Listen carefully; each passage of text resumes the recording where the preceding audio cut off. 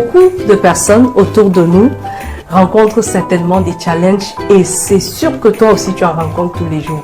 Des personnes qui vont t'énerver, des personnes qui vont te mettre des bâtons dans les roues, des situations qui vont être au-dessus de toi et qui parfois vont t'amener à être peut-être triste, peut-être rempli de joie à l'extrême. Parce que oui, quand on parle de maîtrise de soi, on a toujours tendance à croire que c'est lié simplement au fait que tu sois en colère ou voilà. Mais même quand ta joie est extrême, tu es déjà dans un déséquilibre. Donc tout ce que tu fais à l'extrême, en fait, entraîne un déséquilibre dans ta vie.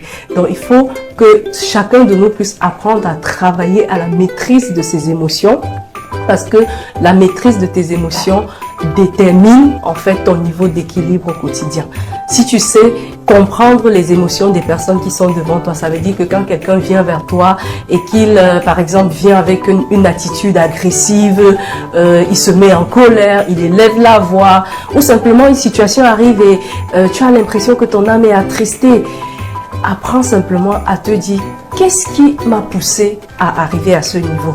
Si je sais déjà que en allant vers Salomon, chaque fois que je lui parle, j'ai toujours l'impression qu'il élève le ton et ça me met hors de moi. Bon, ne va pas vers Sali. Hein? Essaye de trouver comment tu peux faire ce que tu as fait sans forcément avoir une confrontation avec Sali. Si tu sais par exemple que voilà, quand tu vas te retrouver avec des copains ou avec des amis et tout, et qui vont aborder certaines thématiques et que la thématique en question va générer un type d'émotion bizarre en toi, ne va pas vers ces personnes.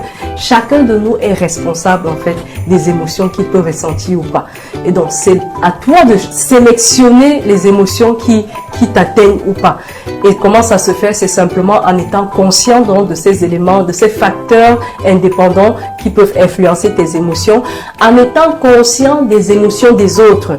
Ça veut dire quand quelqu'un vient vers toi, tu peux rapidement au travers de sa posture, de l'approche avec laquelle il vient vers toi, rapidement comprendre en fait l'état émotionnel dans lequel il se trouve. Et si tu as déjà perçu que voilà, quelqu'un qui est en face de toi et qui élève la voix par exemple, est en colère, toi, puisque tu es quelqu'un qui est conscient de ses émotions, tu vas prendre le temps de te calmer, tu vas prendre le temps de ne pas lui répondre de façon hâtive, tu vas prendre le temps de te maîtriser, tu vois, parce que simplement toi, tu es conscient de ce que la gestion de tes émotions est capitale pour ton équilibre. Donc, travaillons à la compréhension de nos émotions, à la compréhension des émotions des autres et tu verras que cela va faciliter la gestion des relations que tu peux avoir avec les personnes autour de toi et ainsi contribuer grandement à ton équilibre au quotidien. Donc voilà, n'oublie pas, je suis là parce que je veux t'accompagner.